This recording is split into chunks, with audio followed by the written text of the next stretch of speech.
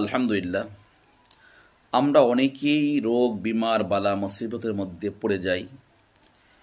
রোগ, বিমার, বালা মুসিবত আল্লাহর পক্ষ থেকে আমাদের জন্য আসে।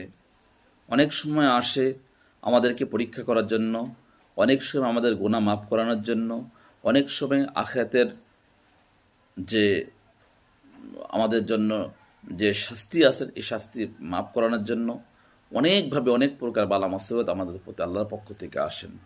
আর হাদিস শরীফের মধ্যে আসছে যে আল্লাহ রাব্বুল আলামিন যাকে কল্যাণ দান করতে চান তাহাকে বালা মুসিবত দান করেন। কাজেই আখিরাতে যে ব্যক্তি কল্যাণ দান করতেন সে ব্যক্তি দুনিয়াতে আল্লাহ রাব্বুল আলামিন পরীক্ষা করতে চান। ঠিক তেমনি রোগ, বিমার, বালা মুসিবত এটা আল্লাহর পক্ষ থেকে নিয়ামত।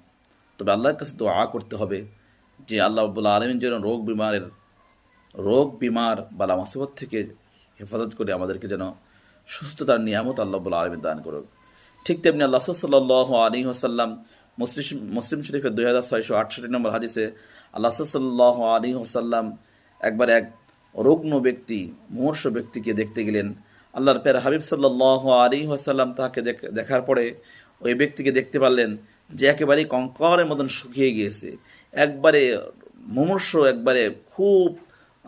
একেবারেই খুব কাহিল অবস্থায় লোকটার, একবারে শুকিয়ে গিয়েছেন, একবারে কঙ্কালের মতন হয়ে গিয়েছেন, একবারে তার মানুষ বলতে যে তার শরীরে কোনো চামড়া নেই, গোশত নেই, একবারেই খুব কঙ্কর হয়ে গিয়েছে।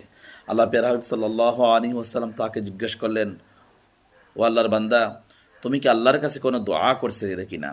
তখন ওই বান্দা বলল, ওই রুগ্ন ব্যক্তি বলল, হ্যাঁ, আমি আল্লাহর কাছে দোয়া করছিলাম।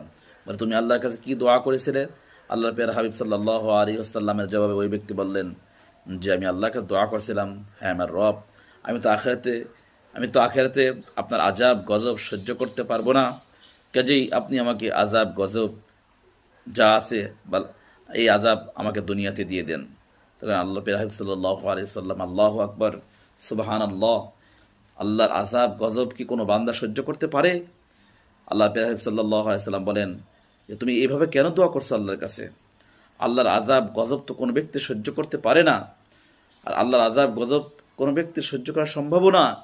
কাজেই তুমি এভাবে দোয়া না করে তুমি আল্লাহর কাছে দোয়া করো, রব্বানা আতিনা ফিদ দুনিয়া হাসানাতাও ওয়া ফিল আখিরাতি হাসানাতাও ওয়া কিনা আযাবান নার।